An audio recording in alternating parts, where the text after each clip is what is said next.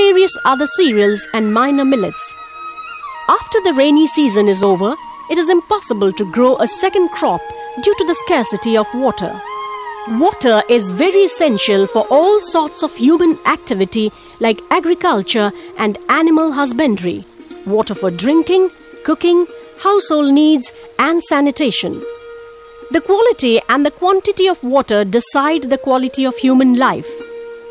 The scarcity of water in Jharkhand has been a constant hindrance to the development of agriculture in the state, and the lack of other suitable avenue for livelihood forces the people to migrate out of the state in search of jobs. Now let's go back to the village of Jalaund and Karimati. Most of the lush green fields in these two villages were once wastelands. They remained barren as there was no water available for irrigation. A decade back, people here lived in penury and abject poverty. It was only possible to cultivate a single crop in a year. It usually consisted of either maize or finger millet or a cereal known locally as gondli and some other assortment of cereal and millet. People had no other opportunity or avenues for jobs once the first crops were harvested. Jan Vikash Kendra, the social and development center of the Diocese of Hazaribagh, along with the local NGO Manav Vikas, took stock of the seriousness of the situation. Members of Manav Vikas and the villagers decided that a lift irrigation project will give boost to the agriculture of the village by making it possible to take up a second crop. The villagers agreed to provide labor as their share of the project, and Jan Vikash Kendra and Manav Vikas were to provide all the materials and infrastructure costs. IGSSS readily agreed to support the project. A small stream that was flowing by the village maintained a seep even in the dead of the summer.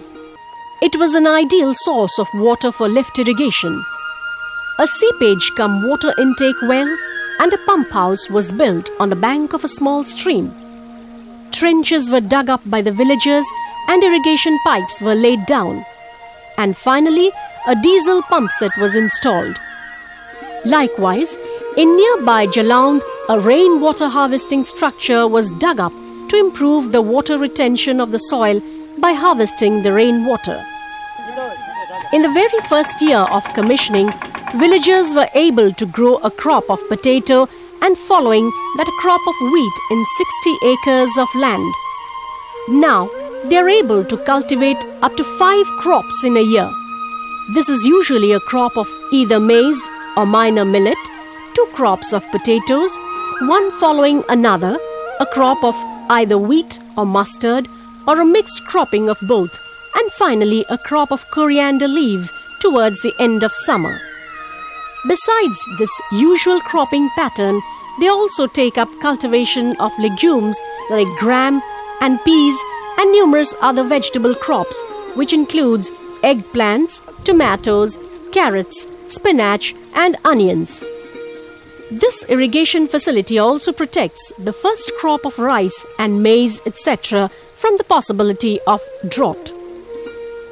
Cultivating numerous varieties of crops has made them self-sustained in terms of food. Rice, wheat, maize and the cereals takes care of their staple diet needs. Potato and vegetables takes care of their supplementary and nutritional requirements. Mustard gives them oil for cooking.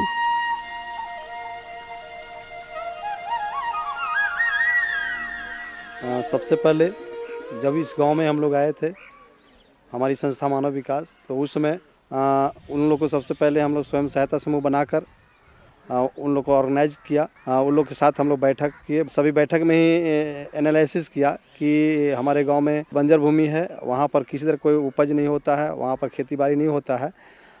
तो हम सभी लोगों ने निर्णय लिया कि यहाँ पर अगर पानी की सुविधा हो जाती है तो खेती अच्छी से होगी और हम लोग अच्छा से खेती करके अपने जीविकोपार्जन अच्छी तरह से बिताएंगे। उस समय तक सभी लोग अधिक से अधिक लोग माइग्रेट कर जाते थे, दिल्ली, मुंबई, कलकत्ता में जाकर के काम करते थे और फिर वो बरसाती खेती के समय वो वापस आते थे। लिफ्ट इरीगेशन बनने के बाद जो फर्स्ट ईयर में ही लगभग 60 से 70 एकड़ में आलू की खेती हुआ और काफ़ी अच्छा उपज हुआ। उस साल किसान लोग काफ़ी खुश हुए। उसके बाद सेकंड फसल भी ये लोग गेहूं का खेती किया और उस समय से लगातार ये लोग खेती करते आ रहे हैं और काफ़ी अच्छा उपज हो रहा है और ये लोग का जो लाइफ स्टाइल है वो चेंज हुआ है। अब यहाँ के लोग माइग्रेट नहीं करते हैं, बाहर काम करने के लिए नहीं जाते हैं, सभी लोग यहीं पर रह करके और अपने जीविकोपार्जन कर रहे हैं तथा सभी अपने अपने बच्चों को अच्छी स्कूल में पढ़ा भी रहे हैं। और अभी उस समय सभी का कच्चा मकान था, अभी धीरे धीरे सब लोग अपना पक्का मकान भी बना रहे हैं और इस तरह से ये लोग को खान पान के भी स्तर में पहले उतना अच्छा से ये लोग को पौष्टिक आहार नहीं खा पाते थे। अब ये लोग जब अपने से खेती कर रहा है तो अच्छा पौष्टिक आहार भी मिल पा रहा है और ये पौष्टिक आहार से ये लोग का जो बीमारी वगैरह का जो था वो सिलसिला धीरे धीरे अब कम हो रहा है और यहाँ के लोग अच्छी तरह से अब खुशहाल जिंदगी बिता रहे हैं। One fact that is worth mentioning here is that as the land in Karimati was a wasteland of gravelly red soil with little fertility, the farmers carted good clay soil from near and far to top dress it on the land. This shows the never-say-die determination of the farmers of Karimati.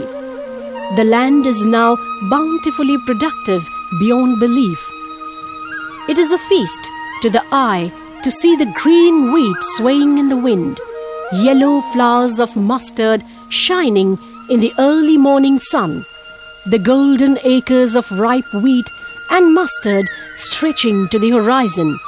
Farmers engage in a bustle of activities like watering the fields to make it ready for another crop. Women decked in colorful clothes harvesting, stowing, threshing and winnowing bountiful harvest gives the impression of perpetual festivities. This project not only gave the farmer their much needed food requirement but also resulted in bountiful surplus. They invested this surplus to modernize their agriculture with modern farm equipment, investment in poultry farming, and educating the future generations. Poultry farms now dot throughout the village, adding to their sources of income. The villagers are now able to build cement concrete houses with their surplus income, resulting in a vast improvement in their quality of life. One farmer, Sitaram Mahato, is now building a house worth 12 lakhs and planning to move from his dilapidated house this year. In his own word, he sums up the success of the project in a few words. We came from darkness to light. उसके पहले ज़मीन हम लोग को बंजर था। उसके बाद हम लोग इसके पहले हम लोग को मक्का और गोंदली और मड़ुआ होता था, लेकिन जब हम मानव विकास से कुआं बना लिया, लिफ्ट लगा लिए, उसके बाद आलू खेती करने लगे, गेहूं का करने लगे, सरसों वाला खेती भी हुआ और धान का भी खेती हम लोग अच्छा ढंग से करने लगे। पहले मिट्टी का घर था, उसके बाद प्लॉटिंग फार्म भराए इसी का आमदनी से और उसके बाद फिर हम अपना घर मकान बना रहे हैं और एक लड़का BA करवाए। इससे सिंचाई करके और आलू खेती से और गेहूं के खेती से 50,000 रुपया हमको आमदनी हो गया, आलू में 25,000 रुपया हो गया, गेहूं में, और पोल्ट्री फार्म से भी आ रहा है। इससे हम लोग बहुत विकास की ओर आए। अंधकार से हम लोग इंजवाला में पहुंच गए हैं। Earlier, he was forced to stop the education of his elder son before the completion of matriculation. Now he is able to see his younger sons through college. Though there is a well-run government school in the village, some of the villagers are now sending their children to English medium schools in Ichak. It is really an amazing fact that an investment of only rupees 1,30,000 by the NGOs and the contribution of the villagers as labour ushered an agricultural revolution in these villages. While the transformation of Dainiguda, Tentulipadar and Jalaund are shining examples, Karimati is the bright star. If the successes of Karimati and Jalaund can be replicated elsewhere, we will be soon able to drive out the pangs of hunger and the shackles of poverty from India.